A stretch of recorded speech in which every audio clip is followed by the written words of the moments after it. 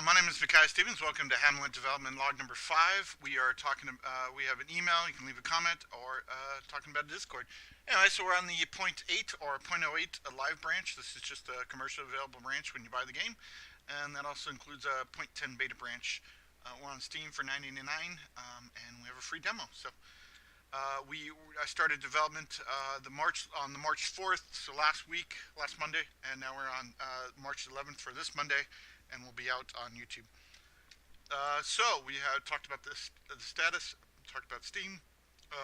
We're talking about the topics, which include this fancy word called etymology, which will lead right into a discussion on the etymology of the game character, and we'll talk about the coming soon and the goal.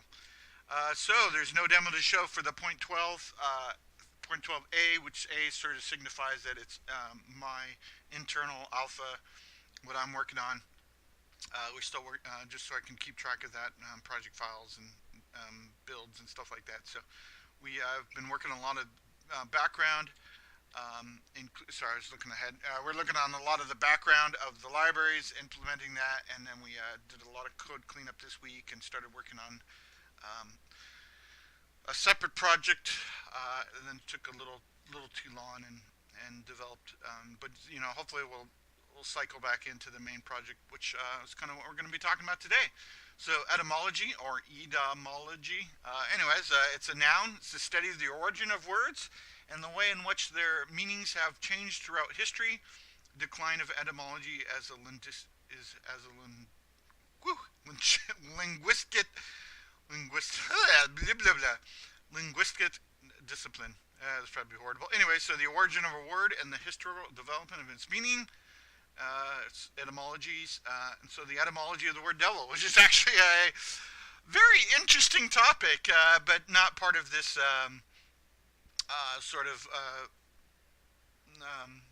main focus of this. Anyway, so we can talk about that. It's a derivation, the word history, development, origin, source, which all makes sort of sense because we are talking about this idea of a game character. So we're talking about this, that we don't have a demo for the point 12, but we are wanting to show off some of what we've been working on and talking about. I guess this can almost fit into the game design game design, but since we're talking about the progress we're making on this, we might as well include it. So we started implementing this library. The game character is you can sort of see in itself that it's a game, but it's also part of the character. So it was just like this idea of the character, and then that's kind of what we're talking about. So we have a sort of this general idea I meant to type etymology. Yeah. And people wonder why spelling is hard. Yeah, well, it's quite hard because it's quite hard. Let me steal it from here. So the etymology of this complicated thing is should be a separation here. Is sort of talking about the fact that maybe this should be player, sort of this idea of game character, and sort of this idea. So you start out in YouTube tutorials. Oftentimes they'll talk about the player character. The player interacts with the chest. They talk to a person. They pick up an item. It's sort of this main character. And then you have this non-player character, NPC, which is actually a political term now, apparently. But nevertheless, we're talking about this in terms of game development and terminology. The non-player character would be this idea that this is an end, sort of like there's sort of two separate ideas. And that's sort of where we started out, and that's how a lot of tutorials start out. But then we sort of took our player, and sort of we're talking about that this idea about this player character is sort of this base class, right? This character class is the base class, and this sort of, and then so this this is the non-player character, which is sort of this idea that it's a character that's walking around in the world.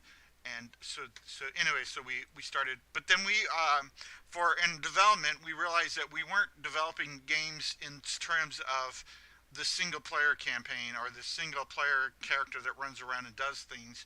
We really like the idea that the character in general can do a lot of these things. Plus, that's a lot of things too. Is these non-player characters are just really basic. They have no concept of anything, so it makes them really one-dimensional in what they can do and how they act. And that's sort of what we're trying to get away from and develop. It's going to take a lot more power and a lot more development time, but we think it's going to give it for a long.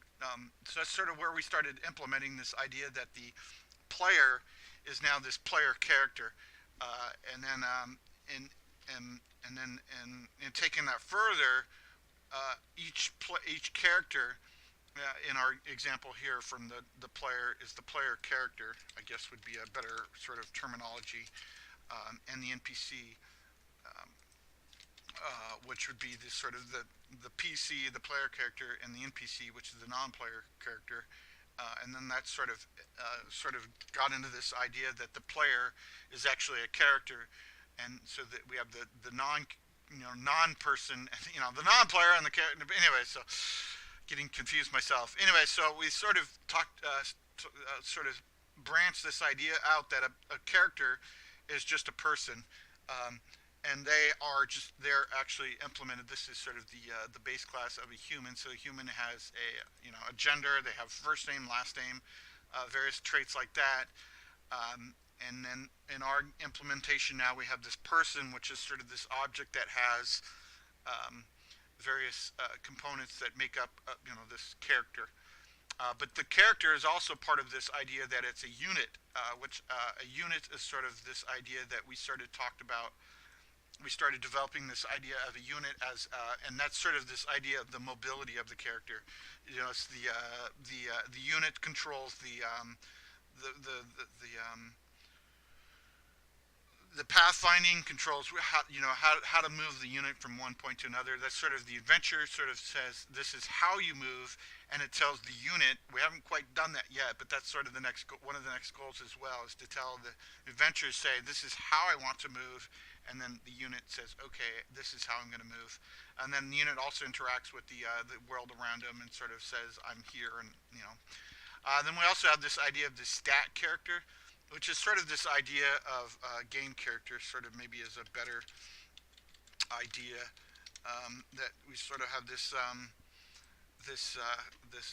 from the game characters. There's sort of that etymology here. Maybe we can split it here. These are all separate systems right now, but that's sort of what the etymology of what we're trying to do is take this character and we moved it into a game character, and this game character represents over 10 years of work.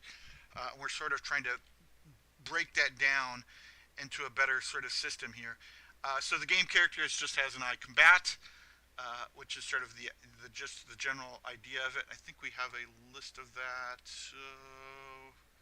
Yeah, right here, which is just an I combat, and then it's just the idea that it has combatant ID and experience, and then the game character implements the combat ID and the experience down below, and then you can see the person, inventory, and a lot of other objects that we're talking about here. But anyway, so then we also have this combatant we talked about in this combat geo, which is sort of the driving force of this change, is this idea that this combatant right here is this combat geo has a list of combat components, and then these combatant components, or combat, as we talked about in our game design, is just this idea of this scriptable object that runs on these components, and then this is sort of how you find that.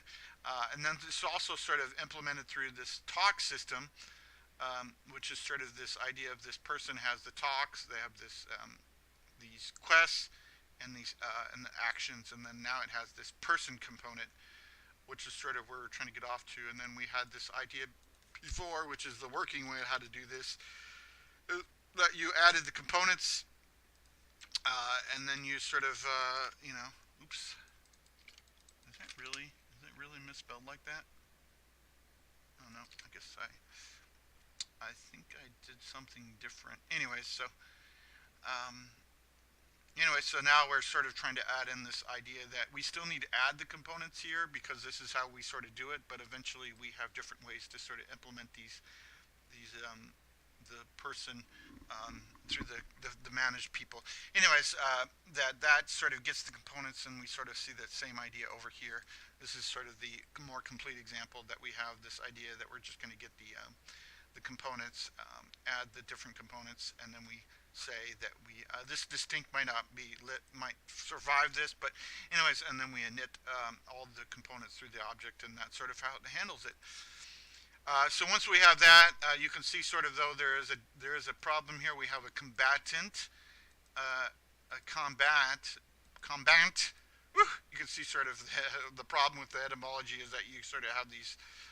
Anyways, and then that's sort of this idea that these two systems are similar, but they are developed in different tiers, so they need to be combined at some point. And then also we have this idea that we have the stat character, which sort of handles the stats and equipment. Maybe so we'll have to see how this sort of works out. We might split this off again into this equipment character, which is just the equipment. And various things like that. So we'll have to see how this works out. It's just sort of this idea that character is sort of the base class, or the character person, or whatever it's going to be. I think character is probably going to be the base class because it seems like a person seems like more like a human being, because they are human, but they're a person. But a character is more like a game character that has stats and various. It would be game related data that is a character versus a person is sort of an idea that, and this is sort of the idea. Part of this is this person is being implemented as a system underneath that we're relying on, that is part of a different project. Anyway, so then we can come down here. This is probably not the best example. Maybe this should be character geo, but right now it's called person geo. And that they are tied to this person object. And then we have this idea now that this is kind of the future idea that we have this DNA or generics. A DNA is sort of your core components of yourself, that you have this list of stats that make up a human being, and it's called DNA. It's all based on chemistry and various complicated things, but it's also this idea that we could think of generics as sort of this idea, and sort of this etymology of this. Generics is sort of a way to say, I have this data, which is like a key value pair as well. This is sort of another key value pair, which is sort of the database storage of this system. So these are intertwined, and how they are working together. That these DNA and generics use this key value pair, that you have this key, and it links to a value, and that's sort of through this generics. And then you have this human unit character quest talks, all can talk to this generics person, which is probably going to be more like character in this sense of the word, which I would love. And this is going to be character geo. And I would love to see this sort of be like this idea of a character is derived from a person, which is derived from a human, and that would give me a really good implementation of this sort of this. And the human would have all the DNA, which holds the DNA, but the person sort of implements. So the human is just the first name, last name, gender. And then the person is sort of, are they married? Do they have children? What's their spouse's, and then the linking of the mom and dad and various things like that. And then the character is all the game related characters. And then maybe we could also implement a game character at some point on this idea, which is just a character. And then so the character implements some of the stats, and then the game character implements some of the sort of the way and then these are all sort of this person scriptable object or whatever has all this idea that unit, for instance, is sort of the ability for the person to move from one tile to the next. Character sort of also maybe it's not a good example, but this character or just various game, the game character implements. This is kind of how it sort of works now, which is kind of why it's devised like this, but we haven't added the generics point. And then you could also say that there's quests, and then talks are also, so we have, but then, and then this idea also is like, well, the quest handles all the quests that you have, every single quest you talk, that you have just a list of quests, which is abilities. Maybe we should talk about abilities real quick, because this is just an easy way to generically talk about this, that abilities are just a list of abilities, and I have no idea what SOS means. Anyway, so the abilities are just the list of this. This is probably a filtered list. This is probably was meant to be a filtered list of abilities, which we are now changing how that works now. And then, anyways, then we just implement this through the. This used to be a abilities. Public abilities equals new. Like this, and then we could call a net or something like that. But we've changed this pretty dramatically now in all our development. That could be called initialize or something, but we just call it a net because we're lazy. Anyways, then you can sort of see the fact that we just initiate the abilities, and then the abilities is just a list of all the abilities, and that's sort of how most of these classes handle these things. And that's sort of you can look at the game character a little bit. They have this ID, the name, sort of this generic sort of way to identify the person. And then we have this person, inventory, the character type. We have the item, the tools. The tools are just a list of tools, and your currency, ability, skills, stats, quests, more inventory. These are actually inventories of inventory instead of the actual inventory SO, which is the backpack. SO is just the scriptable object, and you can also see now they have the list of actions. So now we can have the actionables. Then you have this experience, and then you have this inventory type, and it's like, it just gets crazy. And then you have the equipment panel, and it's just, and that's sort of like just one. This is 10 years worth of sort of work here. And then you also have the combatant and the trader, and the trader sort of implements these various ideas. And this idea of, now we want to say, hey, instead of doing all that, we'd add in this ability to say trade as a trader. And a trader would just interact the same exact way as through the generics, and then you wouldn't have to worry about all this. So you have this sort of main game object that has these components, and this is the idea that these are components. Is sort of where we're heading with all this. But then the final thing is we also have these talks. But then we talked about the idea that when you add this quest based on the talks, how do you do that? So it's like the talks sort of need a way to say add a quest, maybe through the database interaction, which is sort of this idea of the DNA generics into the key value pair is also into this idea that eventually it's through a database that it handles this idea. What happened? Oh, there we go. Somehow that was a very bad key press. Looked really cool, but anyway, so that is also this.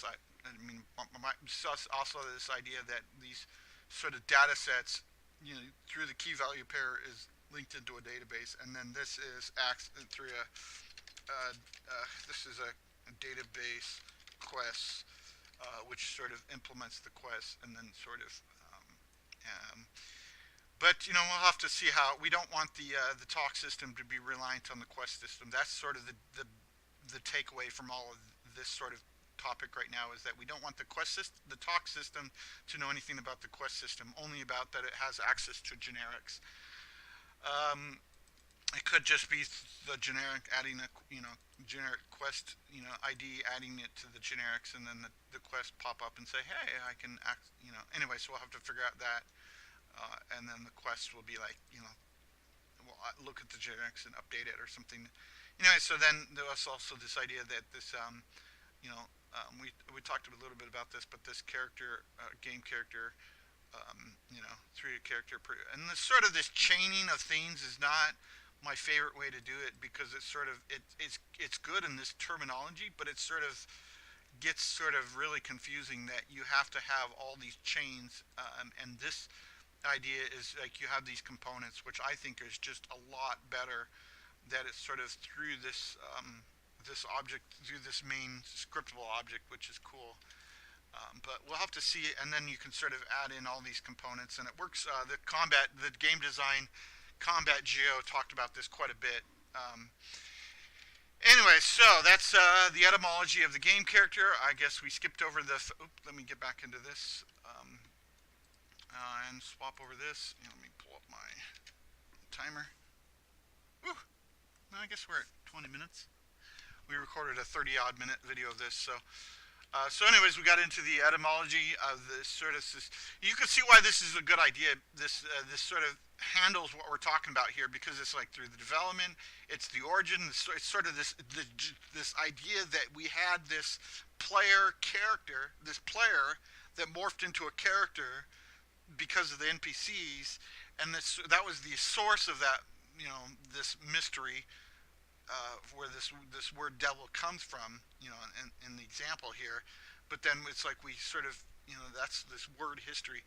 That's a lot of programming, is sort of this idea of trying to find these words and their definition of the words and what they mean, which is really kind of where we're at, and why a combatant, this idea, this is a combatant, we talked about combatant.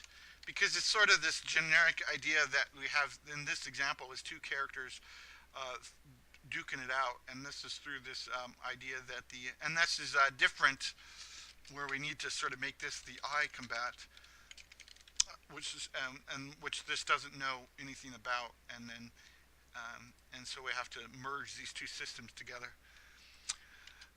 So it's, then we talked about this idea of this game character. We showed off the game character. We talked about the quests and the talks, are two separate systems that we have developed.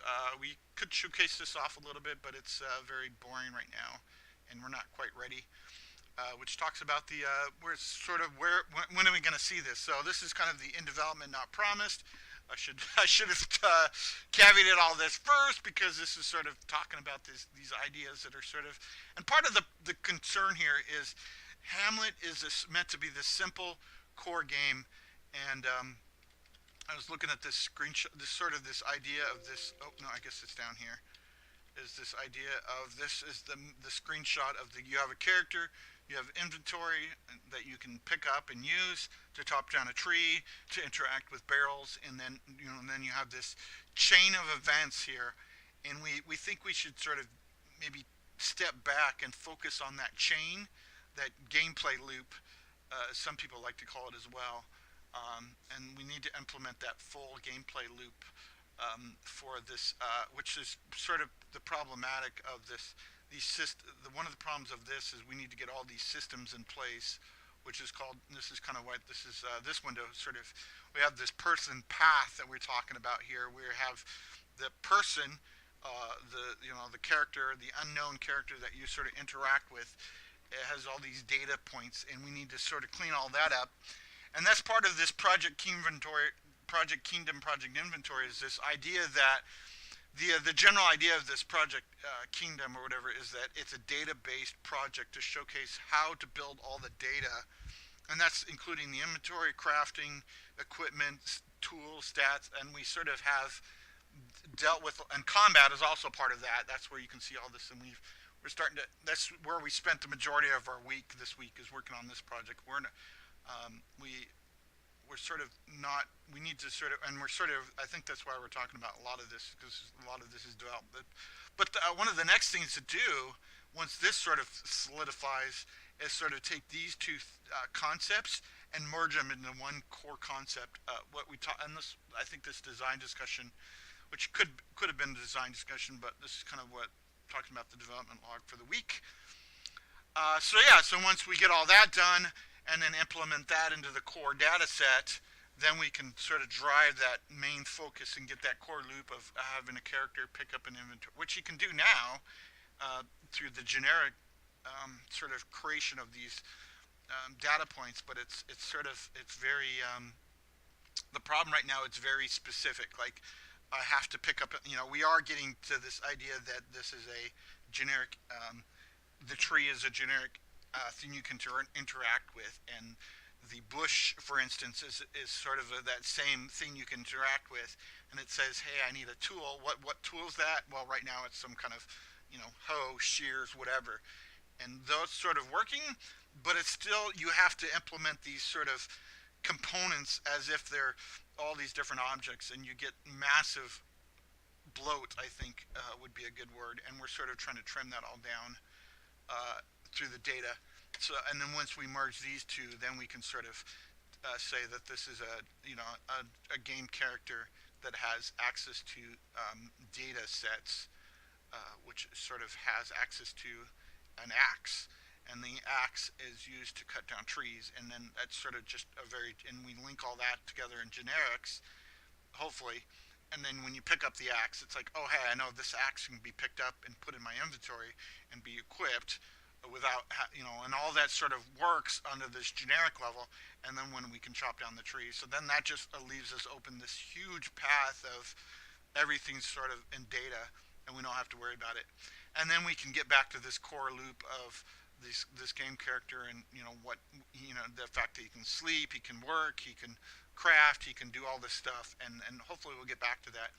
And then that sort of kind of flows right into line with this next. We called these three pillars at some point, but then this next idea is these dungeons. And part of the dungeons is sort of it's complex because we pushed all our dungeon sort of core concept into this project, but that also had to include a lot of character data and a lot of way too many files that are sort of that 10 years worth of data through the characters, through the rogue, through the sharp rogue, through the all these different tutorials, and we need to sort of prune all that stuff out and get it down to the core concept of the character unit can walk through the dungeon with the adventure component, controlling it, which is sort of where we're at right now. And then once we get all that cleared out, then it will be a lot easier to implement the dungeons into the gameplay. And it's sort of the idea is sort of, you can see that here's the surface level, which is like a chunk of a piece of grass or a piece of land or whatever that's on the surface level, which includes the building and everything on it in that surface chunk. And then we have this idea that we have a dungeon chunk that we could sort of implement next, but then we can get up from that level to that level, and we need to sort of implement also the idea that one of the core things is how to get the surface chunk to remove everything so we can see where we're at, and then go back and forth quite easily, and then determine how to go back and forth as well. Like, we want a system where we can just go page up and page down and cycle through, something that simple that we can cycle through the dungeons we have access to. Maybe not the view of them, but sort of where we can actually go and sort of manage our characters on that level. But then also part of the dungeon problem is that we can get from the surface level, we need to implement that surface level fading away, going into the dungeon level, but then we also need to have the dungeon level go down further to go to dungeon level, 2 or whatever, if this is level 0, dungeon level 1, then dungeon level 2, we need to somehow get ability to go down. And once we have that, then we can sort of add the ability to go up and down on these different levels, and to sort of implement this long-term dungeon builder idea, which is one of the core concepts of the roguelike that we want to implement. And that also has to interact with the surface level and sort of find a way to sort of we've dealt a lot with a lot of that, but we sort of still had that sort of I think we actually did deal a little bit, and then sort of make that all performant as well is a large challenge with the systems that we have in place. And anyway, so that's going to take a little bit longer. So yeah, so this is all going to be part of the point 3, which is coming soon, which will probably be as soon as we finish up with this devlog, we'll probably just implement the change to point 13. And then work on that 13 throughout the week, and hopefully have a better testing demo, and then we'll maybe showcase more of this Project Kingdom, and then maybe our other dungeons depending on what we work on. So that's coming to the end of the development log. So one of the things we also would like to talk a little bit about is that we're talking about this idea of roguelike. It's going to be the next topic for the most likely. I always back myself in the corners talking about these things. Whoops, I forgot. I talked about it a little bit, and I thought there were some other topics I wanted to talk about first. Anyway, so hopefully roguelike is coming up. Roguelike is just going to handle this, what is a roguelike, And what's the etymology of roguelike? That's probably a good segue into this core concept of what is a roguelike. Well, roguelike is from the original Rogue, and we're going to talk a little bit about that. And we might have to split that up into multi-video because we in the core concept of talking about this, we talked about from Rogue all the way, which is kind of, oh, does it start at Rogue? Where does it start at? So stay tuned for the answer. But then we also wanted to get it up all the way up to EverQuest and talk about the roguelike, from Rogue to EverQuest. And then maybe you sort of have an inkling of where that all started. So anyway, so we're going to split that off into multiple topics because we didn't realize how big it is. We do want to talk a little bit about the multiplayer with the roguelike, or with the EverQuest, which we're not going to get into in this project, but it's also something to think about in terms of long-term projects, because we always, we love multiplayer, and yeah, and I don't know exactly how what's going to happen, but multiplayer is going to be a no-no topic. So you didn't hear it here. There was no mention of which is I should head that off right now. There probably will not be zip zero zilch multiplayer for Hamlet. That is just not in the cards. It just makes it too complex, and we're just for our first game. That's sort of one of those things about even though we've been in game development for a very long time. Every time I see people trying to enter into, they're like, "Oh, I want to make a multiplayer game," and then it's like, "I want to make a MMO on top of that," and you're like, "No, no, learn about game design."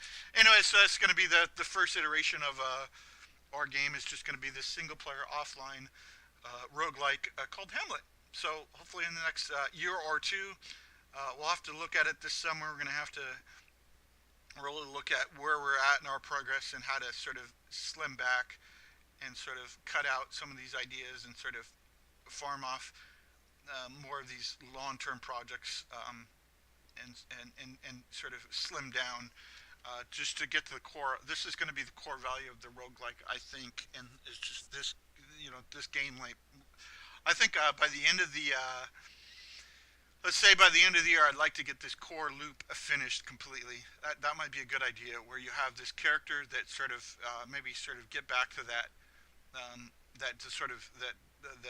discovery demo, or that sort of core concept of just you have a character that interacts with the world, which is world, and that's sort of this idea of this stage, this small stage is sort of he has this interacting of this little tiny Hamlet, which is not. It's one of the core concepts of this game is we're not trying to build a city.